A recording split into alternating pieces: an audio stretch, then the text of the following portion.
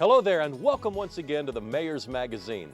I'm Mick Cornett, the Mayor of Oklahoma City, and this is our program for July 2016. Thank you for joining us.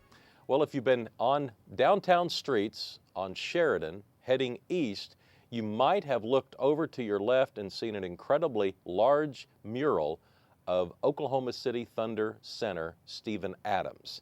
And if you're a fan of the Thunder or have seen this piece of artwork, I think you're going to enjoy our first guest. It is Graham Hoete. Graham, welcome to the show. Thank you. Graham grew up in New Zealand, same country as Steven Adams, now lives in Australia, but was specifically inspired to come to Oklahoma City and paint this giant mural of one of the Thunder's top players. So give us a little bit of background. How does a guy in Australia suddenly say, you know what, I'm going to go to Oklahoma City and paint a picture on the side of a building? I think in essence, that's pretty much how it happened.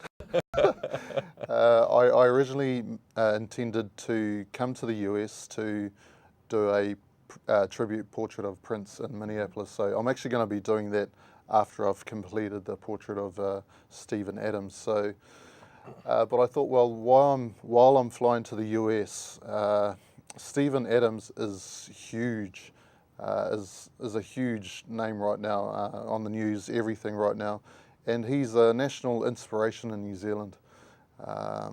He's a national hero, and all of the nation of New Zealand is just cheering him on. So proud of Steven Adams. You know, I would be surprised if half the nation of New Zealand is a Thunder's fan right now. So it's great. And so I thought, well, I want to make the most of my time here, and I'm going to try and come to Oklahoma City and paint a mural of Steven Adams, man, purely just as a gift on behalf of myself and New Zealand.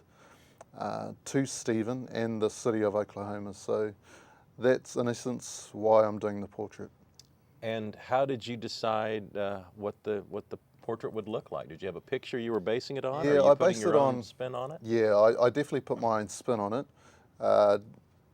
You know, just sourced a few images and stuff, but kind of just took my own kind of creativity and my own Mr. G touch to it. So. I came up with the image that I've almost finished now. I'm probably 3/4 of the way through. I'll finish it tonight. I wanted to present a portrait that kind of captured the cultural side of Steven. He's half Tongan, half New Zealand Maly. So I'm a New Zealand Maly. So part of our culture is we're known as the men are known as warriors. And so we do what's called the haka as well. You may have heard of the All Black rugby team. They do what's called the haka before their games. And so I kind of wanted to present Steven Adams in that light, you know, and just to represent his own culture, where he's from, New Zealand. And so that's really how I came up with the concept and that idea. All right, and what are your materials? I see some discoloration on your fingers. There. Is that paint? Sure, is that oil? What is that? Yeah, it's basically spray paint.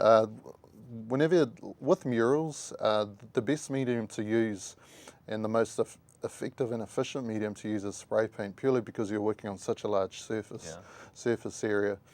You know, I can do a huge mural, a 3-story mural in roughly 2 days, you know, whereas if I was to try and do that with brushes, it'd probably take me 2 months, you know, even more. So that's why I use the medium, and it's quite messy as well, as you can see, but hey, I love it, you know, and I love art. I've always loved drawing, painting ever since I was a child. So you're up on a scaffold?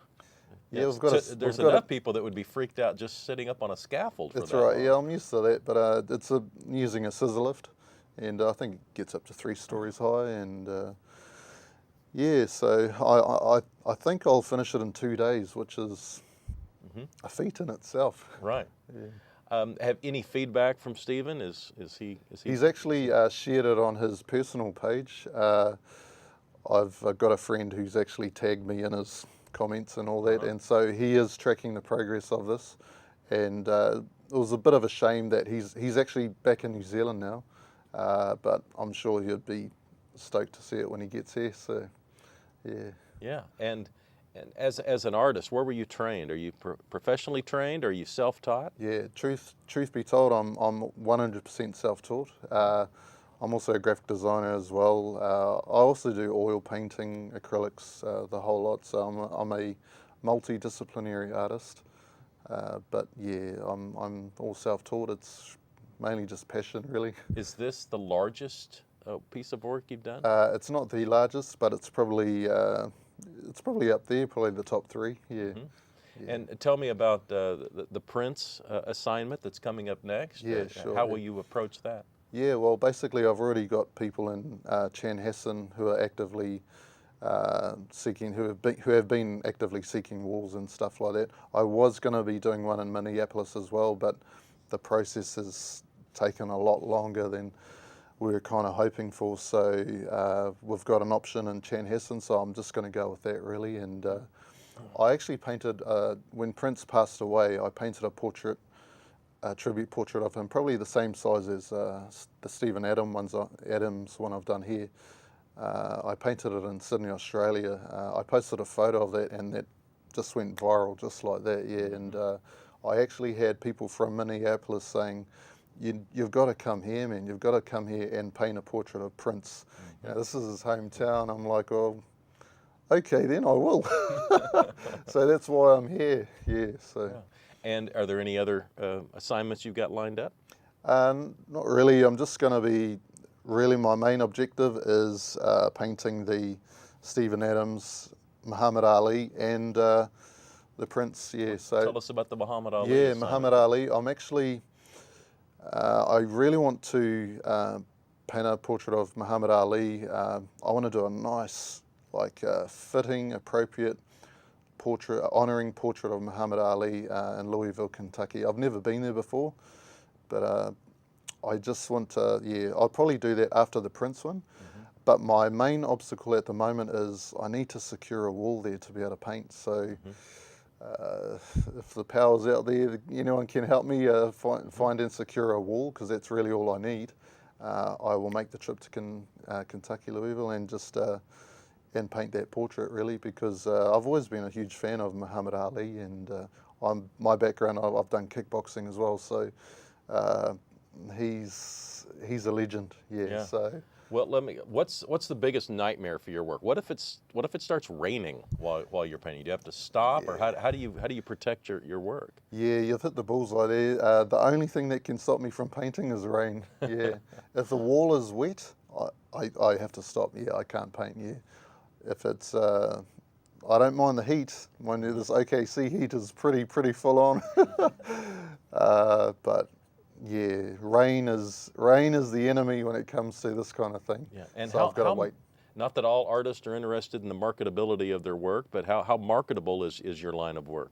Yeah, sure. Well, for me, art is all about visually communicating and connecting with people. Mm-hmm. I believe as an artist, you've just got to stay true to what you love. If you're doing art purely for money's sake and all that, you can kind of lose touch of the essence of why you actually do it in the first place. And I believe why you've actually been given that gift. I use my art in several ways. One of the main ways I use my art as well, I actually love painting the word hope everywhere I go as well.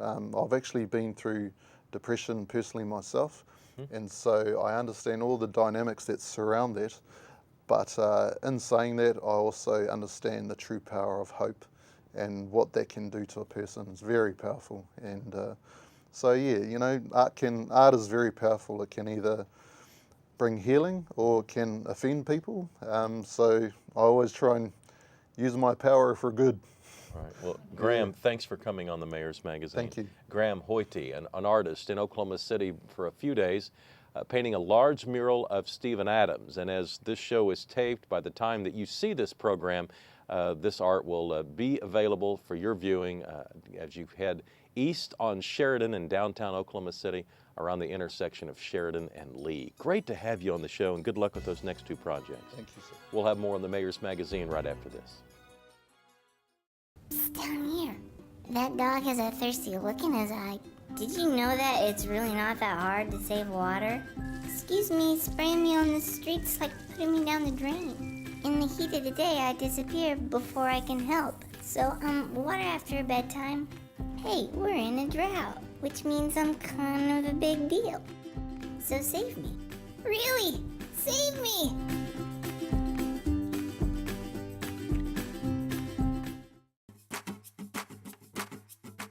Convenient. Con, free, niet. It's the harmonious marriage of free and convenient. And it's the perfect word to describe the mobile app from Oklahoma City Utilities Customer Service Division. Download it free today and manage your OKC utility account on the go. You can check your bill on your smartphone or device and pay your bill on the run, anywhere, anytime. Free app, convenient access. It doesn't get more convenient than that.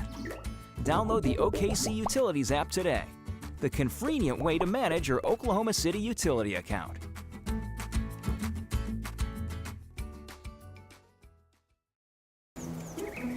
Peak travel season is upon us. We're all in this line together. Wear shoes that are easy to remove. Skip the bling. It makes metal detectors ring. Make sure all liquids, lotions, and potions fit into that quart-sized bag. How quickly we get through depends on you. Arrive early and travel smart with Will Rogers World Airport. To learn more, visit flyokc.com. Welcome back to the Mayor's Magazine. I know you're going to love this segment. It's an opportunity for us to get to know one of our police officers in Oklahoma City. It's Kyle Maly, and he is the Fraternal Order of Police Officer of the Month. Welcome to the Mayor's Magazine. Thank you for having me. I think people are always interested in what sort of background goes into a person who seeks a career in law enforcement. So where'd you grow up, Kyle? I grew up in a little town called Waukomis, just outside of Enid. Yeah. I graduated high school with 25 people, so it's not a big town by any means.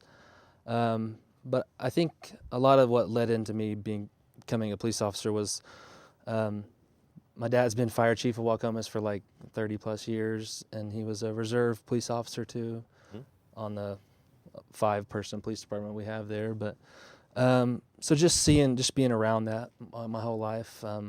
I grew up, I went to a special camp that law enforcement puts on for seniors in high school, and ever since then I was just drawn to it pretty much. Yeah.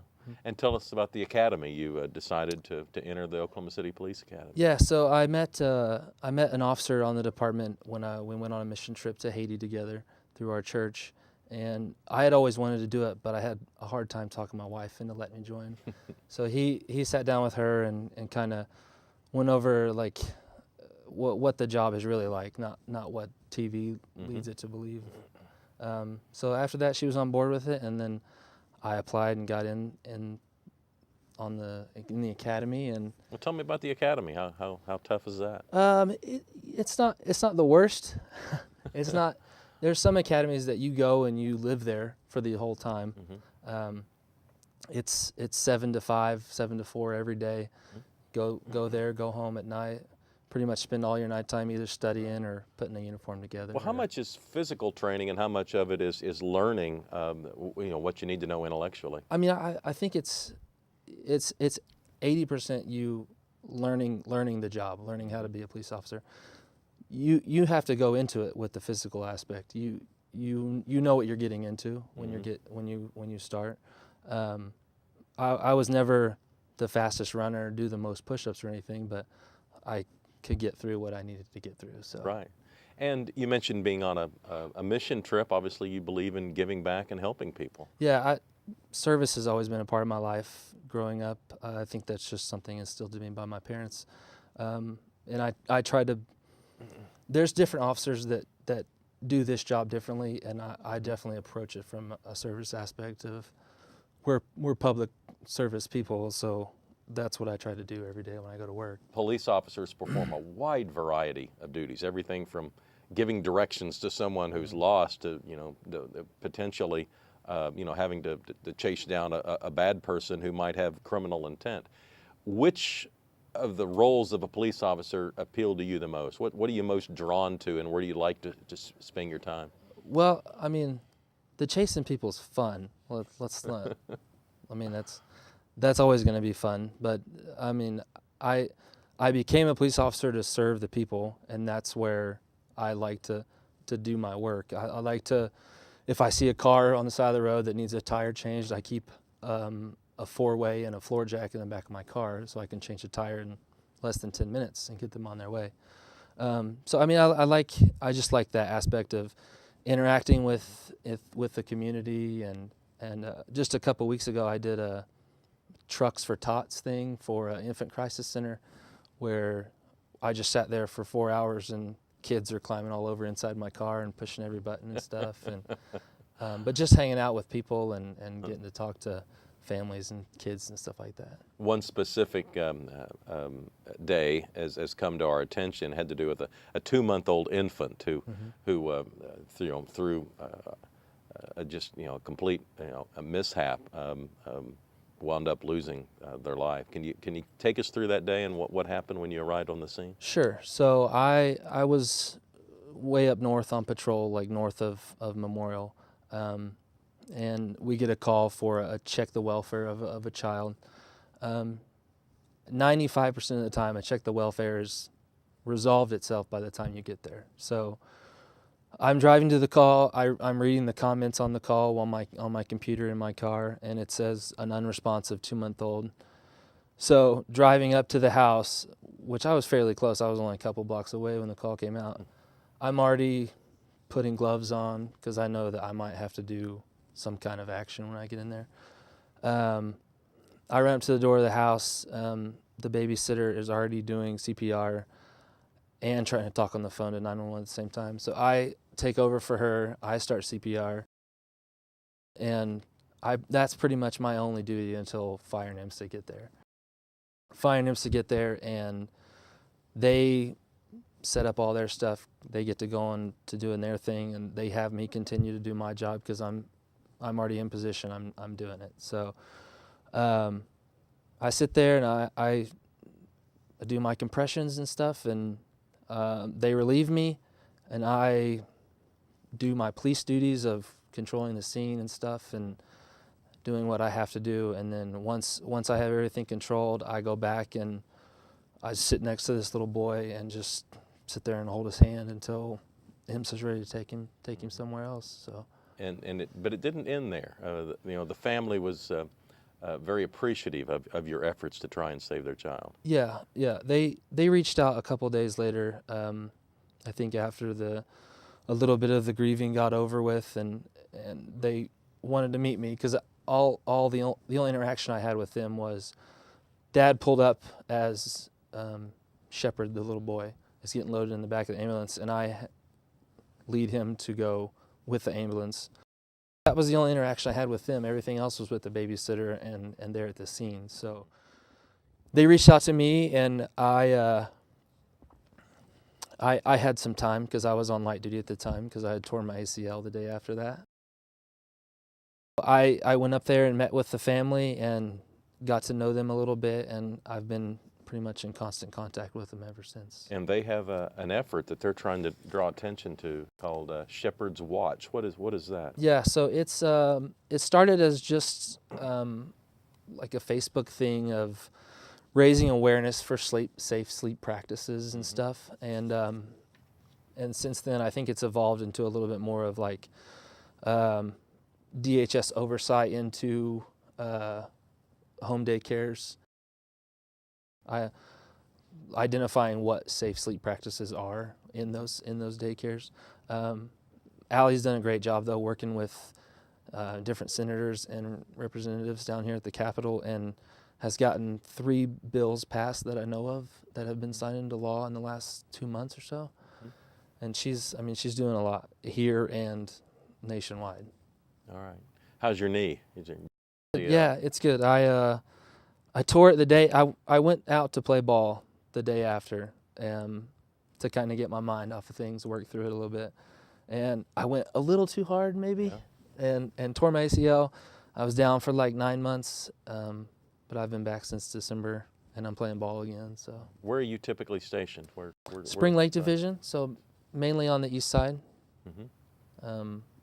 North and east of Ten Pin area. Well, thanks for making a police officer your career. I know Oklahoma City is better for it, and we wish you a long and distinguished career. Well, thank you. Moving forward. Officer Kyle Maly, our Fraternal Order Police Officer of the Month, who responds to a wide variety of calls during the day, and I hope, just getting to meet Kyle here on the Mayor's Magazine gives you a little better sense of the type of people we have representing Oklahoma City in our police department. Kyle, thanks very much.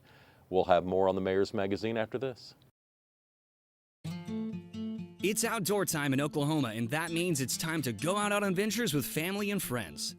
With dazzling Friday night sunset cruises or fun-themed Saturday cruises like luau, disco, and bluegrass, the only question is, which cruise will you choose?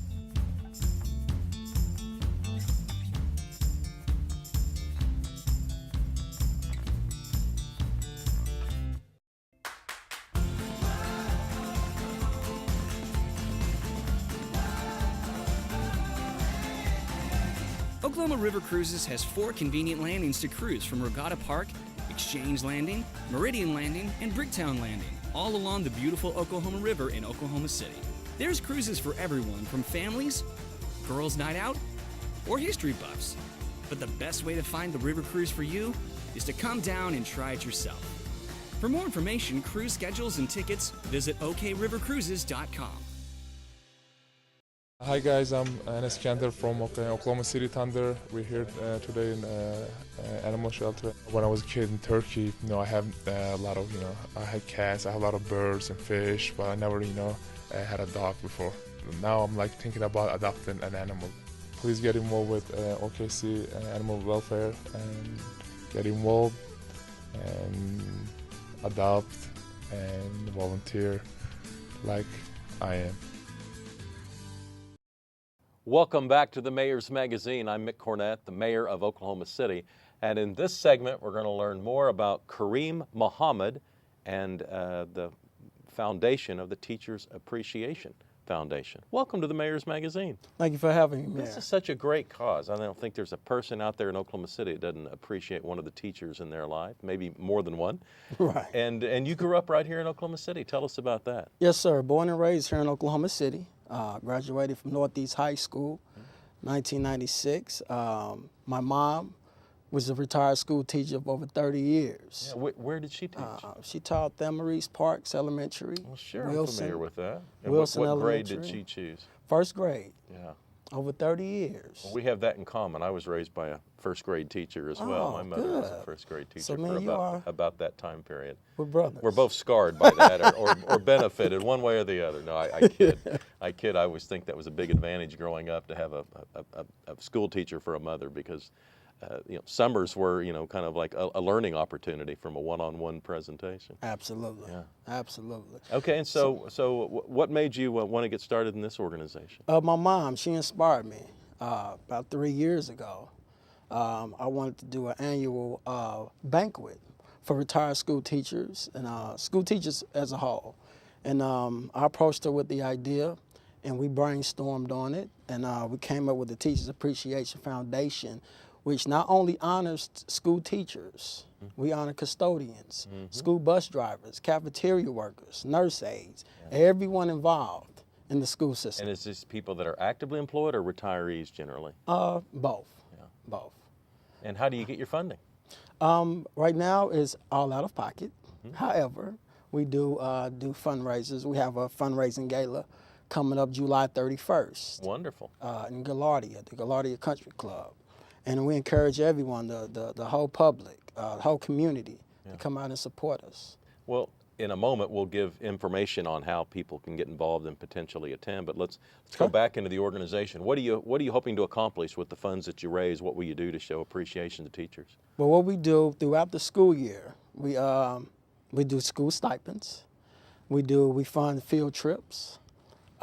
We have an annual awards show where we give awards to give accolades to those school teachers and staff.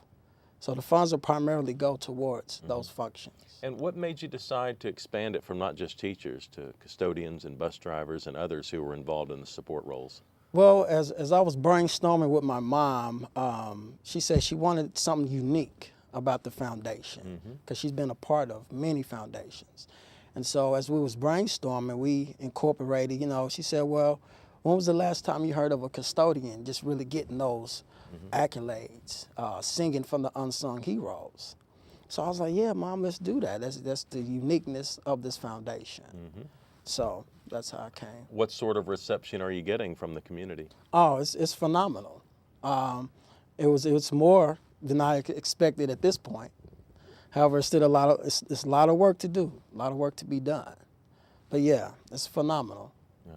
What did your mother stand for? What do you think her former students remember from their time with her? There's a gentleman who just graduated from OU. He's on his way to medical school, and he said, you know, Miss Muhammad is her name. And he said, you know, you're the one that inspired me to go to law school, medical school rather. And she was a first grade teacher. First grade school teacher. Yes, sir. So how did he connect it? How did a first grade teacher inspire someone to go to law school? Well, you know, it's just, I don't know. Yeah. You know, it amazes me. Sometimes I get real like, wow, Mom, you had such a powerful impact on those kids, you know, 20 years later. You know, I can remember a sixth grade teacher that I had that she was an English teacher, and every Thursday we had to do an assignment of 5 sentences. It was called a theme, but you had to have 5 sentences that were kind of, you know, about some subject matter. And it may sound like a simple assignment for an adult, but when you're in the 6th grade, that's a tough assignment. You had to sit there and write 5 sentences. And I can remember she did not allow us to start any of the sentences with and or but. Okay? And so as I'm writing these sentences, as you know, as a 12-year-old, it was almost impossible. It seemed like every sentence needed to start with and or but, and it restricted me and forced me to kind of come up with other, you know, ways to start a sentence and to have a subject and a verb. And I can remember, you know, being anguished over this. Right. But later, I became a journalist. And, you know, so I wrote thousands of television scripts and newspaper columns. And from time to time, I would start a sentence with and or but. But I never did it without thinking of her first. Right. I mean, she so instilled in me in those Thursday themes that you shouldn't do that I remember thinking, oh gosh, she's not going to like this. Yeah. But I mean, but it still seems like it's the right thing to do. So I understand how a teacher can, you know, have an impact and something that might have seemed small at the time, but, you know, have a long-lasting effect and something that impacts a person's life decades later. Oh, absolutely. Absolutely. And so where would you like this organization to go? 10 years from now, if we look back, and what would you like this organization to be accomplishing? I say this a lot in my interviews. I want the award show to be the Grammys of the educators. I do want that. And from Oklahoma County to Tulsa, I want to just cover giving accolades, singing for the unsung heroes, and that is our educators. Well, that's wonderful. Now I think we should give information on how people can be involved in this. So do you have website information, or what's the best way to get in contact and so people could actually attend the gala? Absolutely. We encourage everyone to go to our website. It's TAF5.org, TAF5.org. We're also on Facebook, Teachers Appreciation Foundation. They can like our page. All our information is on Facebook, and they can give us a call at 405-532-3488. You know, it might be a good idea. It's my idea, not yours. If someone out there has a favorite teacher from the past, invite the teacher to go with them to the gala and yes, sir. And take them as a guest and show up and show appreciation to not just the teachers, but the superintendents and the people that, you know, helped clean the building and people that served as bus drivers. Because I think it really is important to remember that there's a lot of people involved in education, and not all of them are the people that you first think of. But Karim, thank you, and thank your mother for indirectly inspiring you to take on such a noble cause. Thank you for having me. All right, Karim Muhammad is the founder and executive director of the Teachers Appreciation Foundation. He has a big event coming up at the end of July to help fund this organization and draw positive attention to our local educators and the people that provide support services inside our schools. So I hope you'll help him out. But that's going to do it for this edition of the Mayor's Magazine. Thank you so much for joining us. We'll be back next month with another show, and I'll see you then.